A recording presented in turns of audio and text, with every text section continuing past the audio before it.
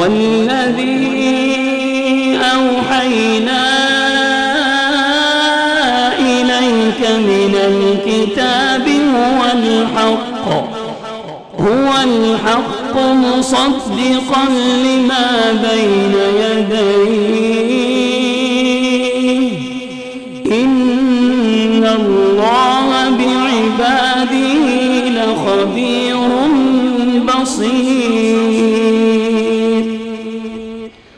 ثم أورثنا الكتاب الذين اصطفينا من عبادنا فمنهم ظالم لنفسه ومنهم مقتصد ومنهم سابق بالخيرات بإذن الله